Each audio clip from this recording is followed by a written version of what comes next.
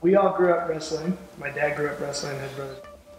97, maybe 98, he got an idea that he could do a national tournament. Launched his first tournament March of 2000, 2,200 wrestlers. Through that, there was a need for custom wrestling singlets, and it's just kind of crazy how big the tournaments got. We're now the biggest youth wrestling tournament series in the entire country. March of this year was actually our 20th anniversary of the first initial tournament, and it was the day that we were having weigh-ins was the actual same day that Polis came out and said that we could only have 250 people gathering at one time. Well, at that time, I had 10,000 people in town ready for a tournament, so that didn't really work out. Had some angry people and people that traveled from all across the country had to go home, and we ended up having to tear down the same day, so that was kind of a gut punch, if you will. And I'm sitting there glued to the TV, and he's glued to watching the news, and we're kind of just going back and forth. He's like, what if we make masks? A couple hours later, I hear Governor Cuomo saying that if you're an apparel company and you can make masks, you need to start making masks. So I'm like, shoot, Jordan, we need to start making masks.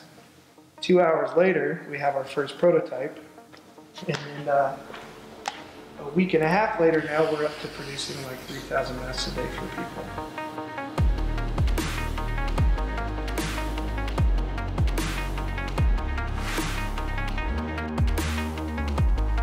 Kind of crazy how God's worked this out for us, that we're able to work the past 5 years to kind of get our stuff right, aligned the perfect way to where we're not having hiccups in production or our customer service, and then this pandemic happens and we have our systems in place ready to implement it. So it's a really smooth transition.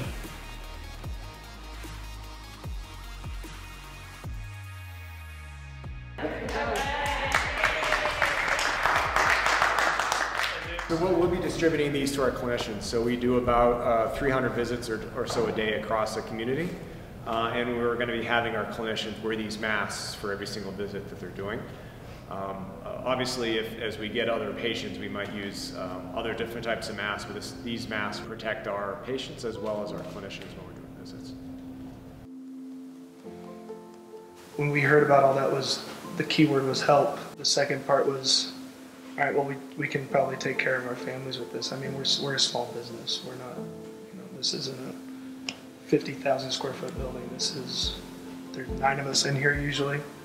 So it's a small company, and we're just trying to make sure everybody's taken care of while we're trying to take care of everybody else out there.